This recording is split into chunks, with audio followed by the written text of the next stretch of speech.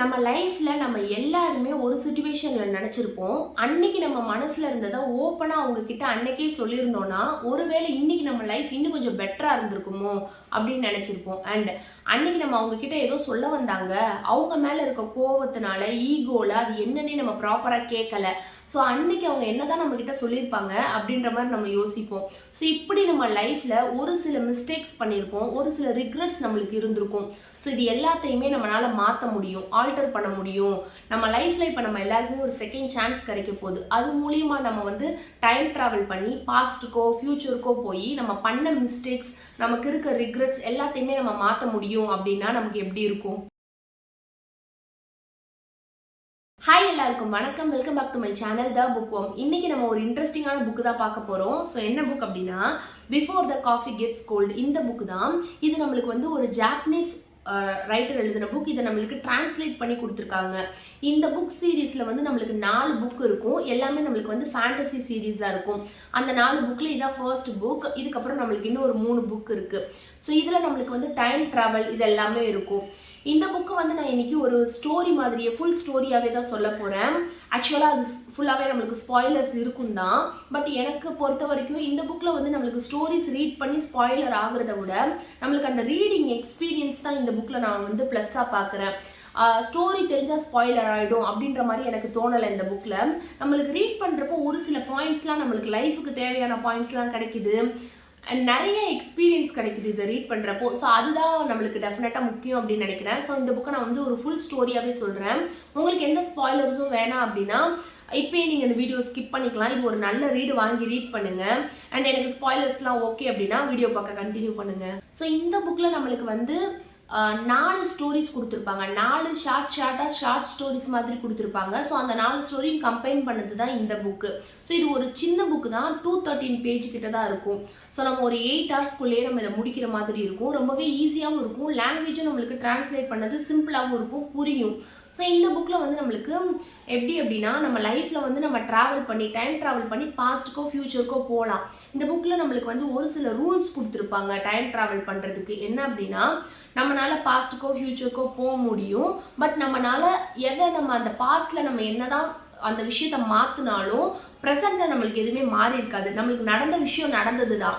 But நம்மளுக்கு ஏதாவது ஒரு சில விஷயம் நம்ம சொல்லாமல் இருந்திருப்போம், அடுத்தவங்க சொல்லி கேட்காம இருந்திருப்போம். ஸோ அதெல்லாமே வந்து நம்ம பாஸ்ட்டுக்கோ ஃப்யூச்சருக்கோ போய் அதை பேசிக்கலாம், அடுத்தவங்களை பார்த்துக்கலாம். பட் நம்ம லைஃப்பில் எதையுமே நம்மளால் மாற்ற முடியாது. இது ஃபர்ஸ்ட் ரூல். செகண்ட் வந்து நம்மளுக்கு இந்த காஃபி ஷாப்பில் ஒரே ஒரு சீட் மட்டும் தான் அவைலபிளாக இருக்கும் டைம் ட்ராவல் பண்ணுறதுக்கு. ஸோ அந்த ஒரு சீட்டுமே நம்மளுக்கு எப்போவுமே வந்து வேக்கண்ட்டாலாம் இருக்காது. அந்த ஒரு சீட்டில் வந்து ஒரு கோஸ்ட் இருக்கும். அந்த கோஸ்ட் ஒரு நாளைக்கு ஒரு தடவை தான் அந்த சீட்டை விட்டு எந்திரிச்சு போகும். ஸோ அந்த டயத்தை நம்ம யூட்டிலைஸ் பண்ணி அதில் போய் நம்ம உட்காந்துட்டோம்னா நம்ம டைம் ட்ராவல் பண்ணலாம். Second rule.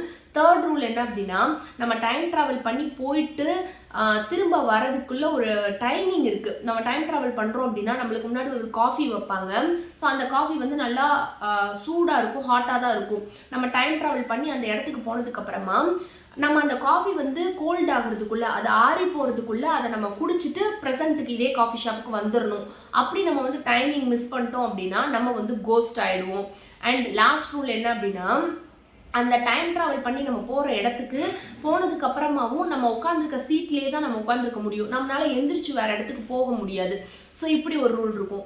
அண்ட் இன்னொரு ரூல் இருக்குது. என்ன அப்படின்னா நம்ம மீட் பண்ண போகிற அந்த டைம் ட்ராவல் பண்ணி மீட் பண்ண போகிற அந்த பர்சன் வந்து கண்டிப்பாக அவங்க லைஃப் டைமில் ஒரு தடவையாவது இந்த காஃபி ஷாப்புக்கு வந்துட்டு போனவங்களாக இருக்கணும்.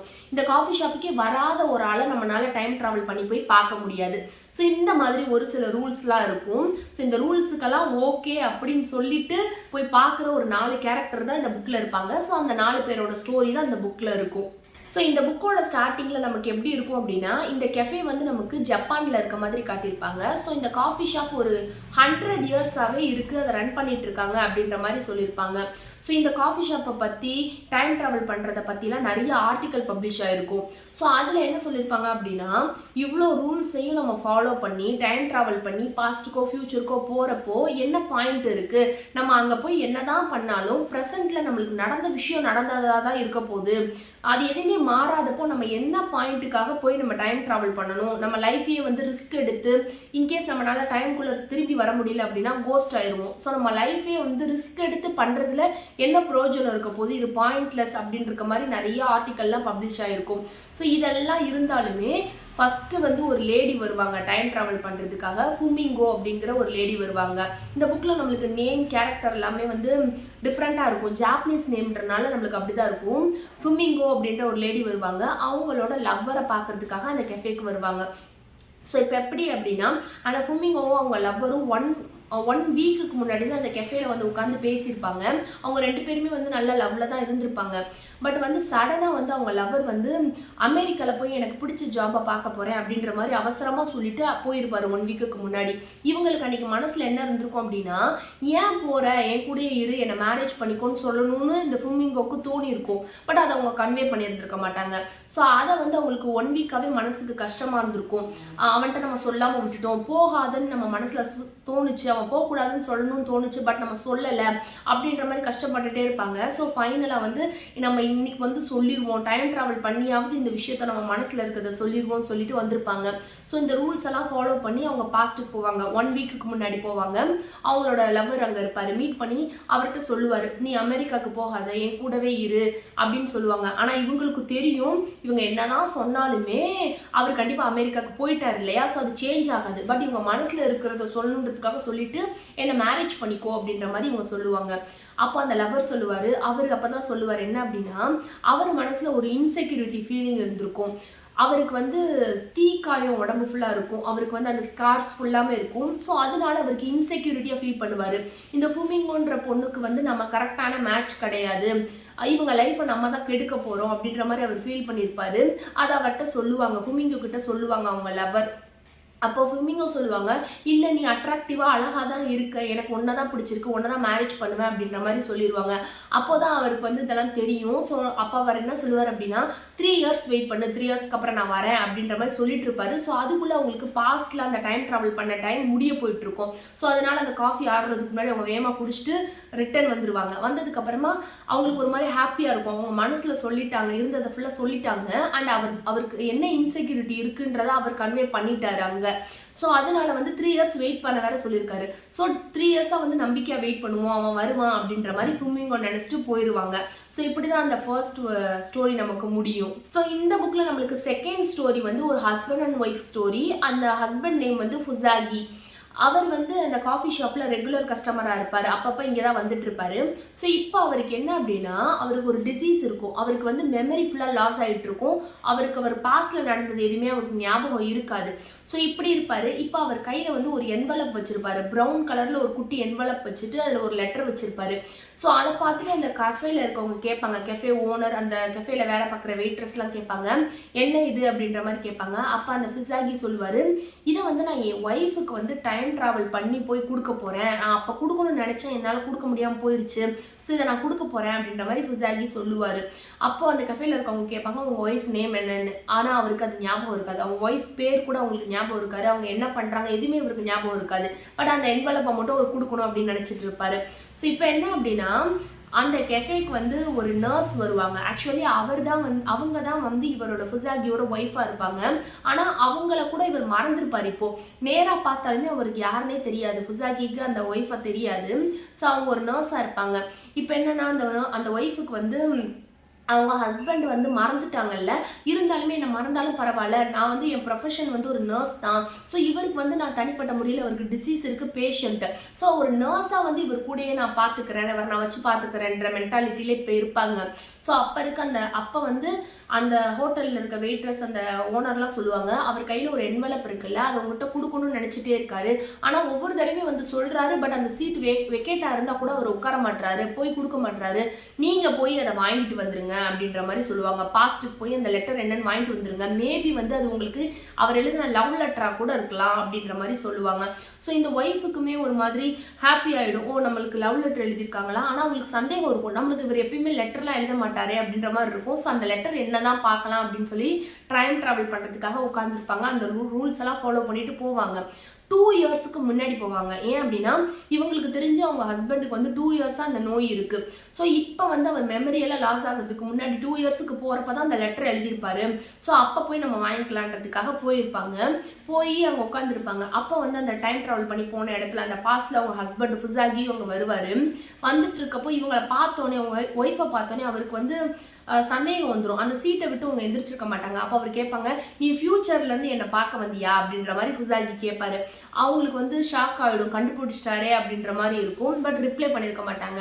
அப்போ அவர் திருப்பி கண்டினியூ பண்ணுவார், என்னை நீ ஃபியூச்சர்லேருந்து பார்க்க வந்திருக்க அப்படின்னா நான் மறந்துட்டேனா ஒன்று அப்படின்ற மாதிரி கேட்பாரு. நான் நிறைய விஷயத்த மறந்துட்டேனா, ஒன்னையும் மறந்துட்டேனா அப்படின்ற மாதிரி கேட்பாரு.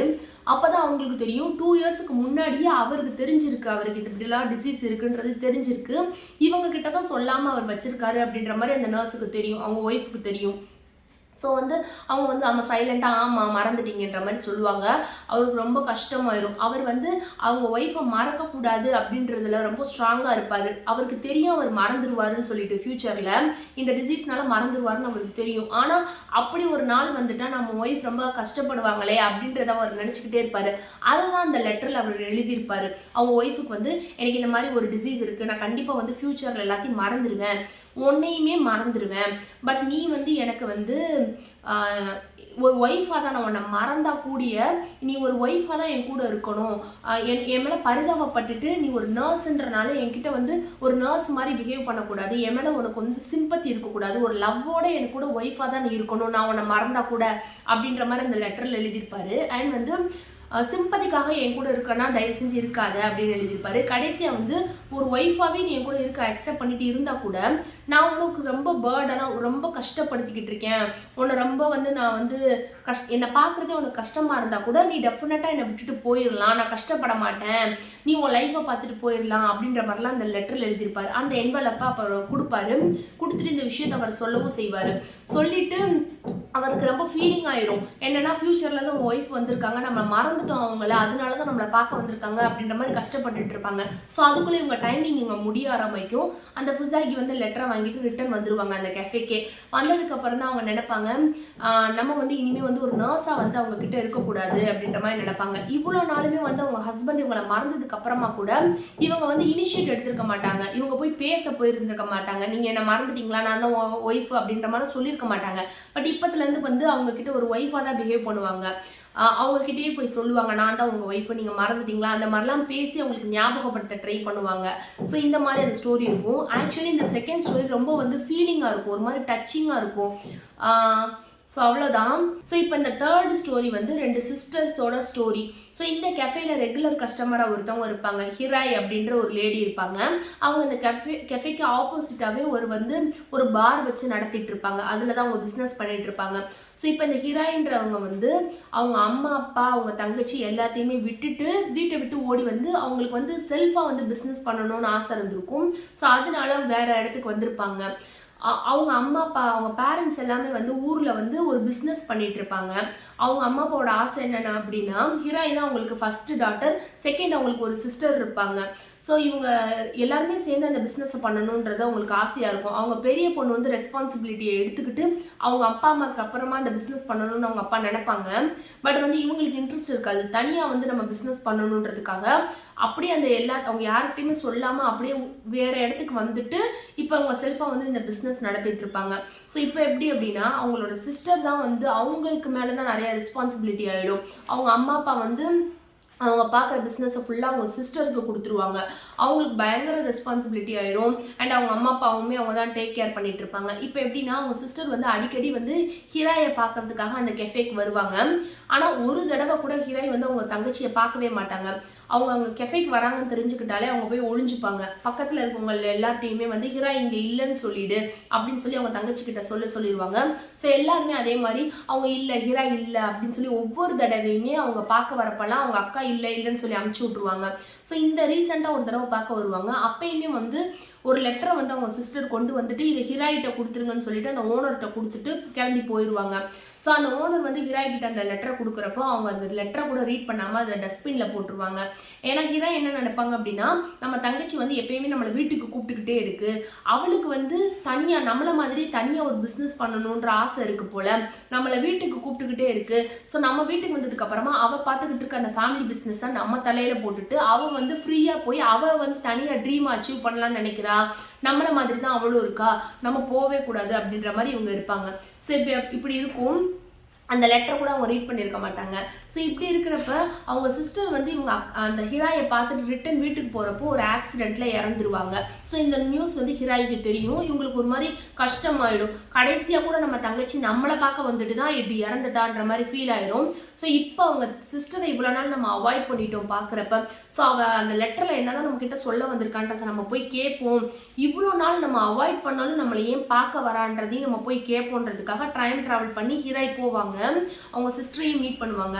அப்போ வந்து அவங்க சிஸ்டர் சொல்லுவாங்க, அவங்களுக்கு வந்து இவங்க அக்காவை கொண்டுட்டு வந்து வச்சு இவங்க மண்டையில் பிஸ்னஸ் போடணுன்றதெல்லாம் அவங்க பிளான் இல்லை. அவங்க தங்கச்சிக்கு என்ன அப்படின்னா, எல்லாருமே ஃபேமிலியாக சேர்ந்து அந்த ஃபேமிலி பிஸ்னஸ் நடத்தணும், அக்கா வந்து இப்படி தனியாக இருக்கக்கூடாது, நம்ம கூட வந்தால் அவளும் நல்லா இருப்பா, அவங்களுக்கு அவங்க சிஸ்டர் ரொம்ப பிடிக்கும், ஹிராயை ரொம்ப பிடிக்கும், ஸோ ஃபேமிலியாக எல்லோரும் ஒன்றா இருக்கணுன்றது தான் அவங்க தங்கச்சியோட ஆசையாக இருந்திருக்கும். ஆனால் இது வரைக்குமே ஹிராய் தப்பாக நினச்சிருப்பாங்க. நம்ம இவ்வளோ செல்ஃபிஷாக ஒரு சிஸ்டராக இருந்துட்டோம், நம்ம அந்த ஃபேமிலி பிஸ்னஸ் இந்த ரெஸ்பான்சிபிலிட்டி எடுக்க முடியாமல் நம்ம ஓடி வந்துட்டோம், ஆனால் நம்ம தங்கச்சி வந்து இவ்வளோ வந்து லவ்வபிள் சிஸ்டராக இருக்கா, அவளையும் நம்ம இவ்வளோ நாள் தப்பாக நினச்சிட்டோம் அப்படின்ற மாதிரி ரொம்ப ஃபீல் பண்ணுவாங்க. ஸோ அதுக்குள்ளே அந்த டைமிங் முடிஞ்சிடும், ரிட்டர்ன் வந்துடுவாங்க. வந்ததுக்கப்புறமா இப்போ என்ன பண்ணுவாங்கன்னா, அவங்க ரன் பண்ணிட்டு இருந்த பார் அப்படியே வந்து விட்டுட்டு அவங்க பேரண்ட்ஸோட போய் செட்டில் ஆயிடுவாங்க. அந்த பிஸ்னஸ் அவங்க டேக் ஓவர் பண்ணி நடத்திட்டு இருப்பாங்க. ஆனால் என்ன யூஸ், அவங்க சிஸ்டர் தான் இறந்துட்டாங்களே.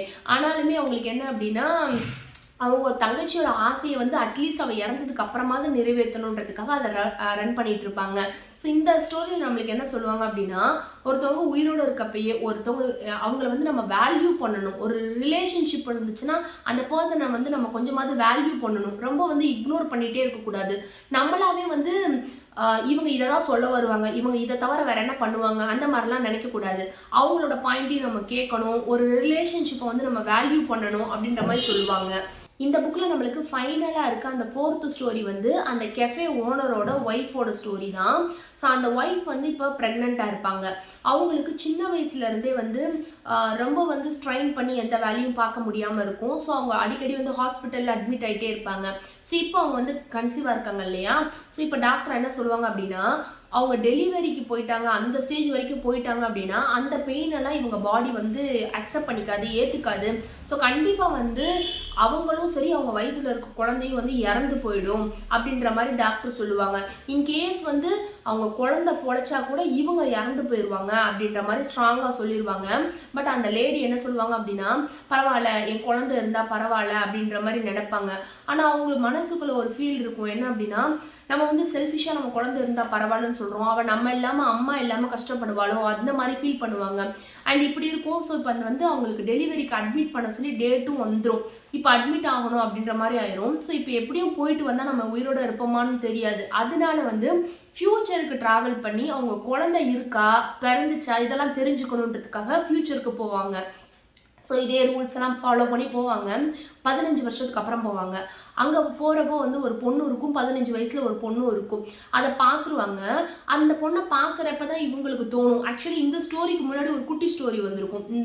இதோட கண்டினியூவாக முன்னாடி ஒரு ஸ்டோரி வந்திருக்கும். என்ன அப்படின்னா, அவங்க பார்க்குறாங்கல்ல அந்த 15 இயர்ஸில் ஒரு கேர்ள், அந்த கேர்ள் வந்து கொஞ்ச நாளுக்கு முன்னாடி தான் இதே கேஃபேக்கு வந்திருக்கும். வந்துட்டு அந்த ஓனரோட ஒய்ஃப் இருக்காங்க இல்லையா, அந்த பொண்ணுக்கிட்ட வந்துட்டு உங்கள் கூட ஒரே ஒரு ஃபோட்டோ எடுத்துக்கணும் அப்படின்னு அந்த பொண்ணு சொல்லும். ஆனால் அந்த பொண்ணு யார் எதுவுமே டீட்டெயில்ஸ் சொல்லியிருக்காது. இந்த ஓனரோட ஒய்ஃபுமே அந்த பொண்ணுக்கிட்ட போய் ஃபோட்டோ எடுத்துப்பாங்க.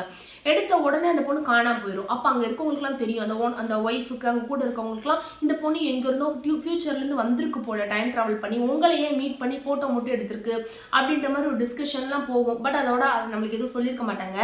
இப்போ வந்து இந்த லேடி வந்து அவங்க பொண்ணு அந்த 15 வயசு பொண்ணை பார்க்குறப்ப தான் தெரியும், அவங்க 2 பேரும் பேசுகிறப்ப தான் தெரியும். இந்த பொண்ணு வந்து ஃப்யூச்சரில் பிறந்ததுக்கு அப்புறமா அவங்க அம்மாவை பார்த்ததே இல்லைல்ல.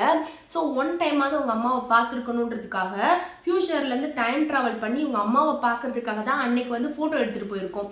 ஸோ இன்னைக்கு வந்து இவங்க பொண்ணை இதுக்கப்புறம் பார்க்க முடியாது அப்படின்றதுக்காக அந்த பொண்ணு பிறந்துச்சா இல்லையான்னு தெரிஞ்சுக்கிறதுக்காக ஃப்யூச்சருக்கு போய் ஃபோட்டோ பார்க்கறதுக்காக போயிருப்பாங்க. ஸோ 2 பேருமே நல்லா பேசிப்பாங்க. அங்கே ஒரு இமோஷ்னலாக நம்மளுக்கு இருக்கும். இப்போ இந்த லேடி வந்து அந்த பொண்ணுக்கிட்ட வந்து தனியாக இருக்குது அப்படின்ற மாதிரி, இவங்க அம்மா இல்லாமல் வளருதில்ல, அதெல்லாம் வந்து ரிக்ரெட் ஆகிற மாதிரி இவங்க கேட்பாங்க. அப்போ அந்த பொண்ணு வந்து ரொம்ப தேங்க்ஸ், என்னோட லைஃப்பை வந்து நீங்கள் சூஸ் பண்ணியிருக்கீங்க, என்னை வந்து இந்த உலகத்துக்கு வர்றதுக்கு நீங்கள் அலோவ் பண்ணி இருந்திருக்கீங்க, ரொம்ப தேங்க்யூ அப்படின்ற மாதிரி சொல்லும். இவங்களுக்கு ரொம்ப ஹாப்பி ஆயிடும். ஸோ அப்படியே டைம் முடியும், இவங்க வந்து ரிட்டர்னும் வந்துடுவாங்க. வந்ததுக்கப்புறமா அப்படியே அவங்க ஹாஸ்பிட்டலில் அட்மிட் ஆகிற மாதிரி நம்மளுக்கு முடிச்சிருப்பாங்க. அவ்வளோதான் இந்த புக்கு.